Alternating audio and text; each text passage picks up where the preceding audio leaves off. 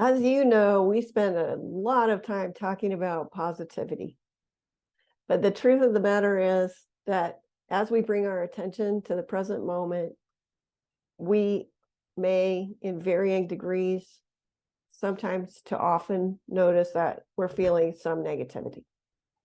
Now, we want to talk about how to analyze that mood and move forward from it. And the first thing, of course, is that we notice that we're feeling negative. Now, I can attest to that happening a lot for me. I am often rushed or worried when I notice how I'm feeling. And so it's good that I notice that I'm feeling those feelings. But the next thing I want to do is analyze whether I'm feeling that because of something that is actually happening. For example, am I rushing to a meeting that is coming on in 5 minutes? That's a real situation. Or am I not? And sometimes I feel rushed when I'm not, when there's really no reason at all to feel that way. So that's the first step, is to notice, is there some actual cause for what I'm feeling? Or is it kind of a free-floating, maybe a habit-based feeling state? Because if it's a real situation, then I want to do something about it. I want to take an action to influence the negative situation. If I'm rushing to get to a meeting in 5 minutes, there may not be a whole lot I can do about that. I might just have to rush. But if I can do something about a negative situation, then I want to make a plan to do it. Say, for example, something's not going the way I want it to, like there's a leak. Actually, there is one in my living room ceiling. And I recently took an action because the intervention that my landlord had done had been a failure. So instead of just thinking about it, I noticed, like, how many times have I thought it looks like that leak is not fixed? And I said, you know what, Jennifer, it's been quite a few times. So I got out my chair, climbed up, felt the ceiling, sure enough, still damp. So then I did something about that. Yay. And then I didn't have that negative thought. Doesn't seem like that worked. I didn't have that anymore. So those are really small, really simple examples. But Gerald is going to talk to us about a bigger example, and it's one that all humanity has in common. Gerald, can you tell us about your friend?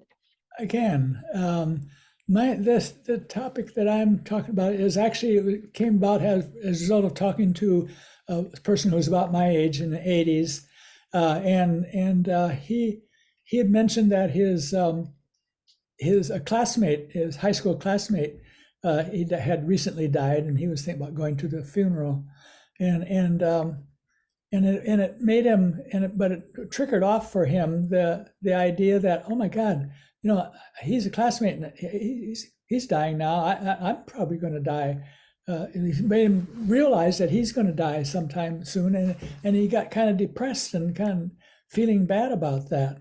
And so what it appeared to me, I didn't have the thought at the time to try to do something about it, help him. But now, in retrospect, I think, well, here's the thing about that dying, that every human being is going to die, that we pretty much know that. I mean, there are some stories about afterlife and going into a second life and third life and so forth. There are stories like that, but there's only things that we know for sure. There's that our current state, we're going to die, and that's going to happen to everyone. So a person needs to really take that in and just accept it and say, yes, okay, I know I'm going to die, and so I'm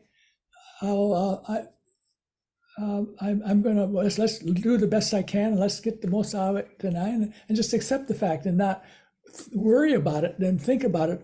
Just say, of course I'm going to, but let's do the best. Let's think about the best time we've had in the past. Let's think of all the ways we can have in the reminding life, do things that are really make us feel good. So that's a good example of where you need to act or let go. And I'm saying you, in this case, that you let go of the thing that you're worrying about because you can't do anything about it, and just accept it and try to increase your how good you feel right now, and how you feel good when the time you have left. So that's an example of letting go of the fact that you're going to letting go of the worry, of that fact, that, and just accept it, and just living more positively in spite of that. Well, that's something that I'm pretty sure every single one of us can relate to. So what we're proposing in either case, whether you decide to act on something or you simply decide to let go of it because either you can't do anything about it or it's not actually a thing, like just rushing all the time for no reason. In either case, at the right time, do the practice. So if you've decided on an action to take, like when I had decided to test my ceiling out and get in touch with my landlord again, instead of continuing to think about it after I have taken an action, I want to go back to recalling and or focusing on positive moments and doing activities that come from my strengths. Okay, so that's the act situation. Decided to act, I took an action, and then it's time to let it go. Or if it's something you can't do anything about, like death, just let it go as best you can. And, a lot of people will say, but I can't let it go. And that's why we created this practice, really.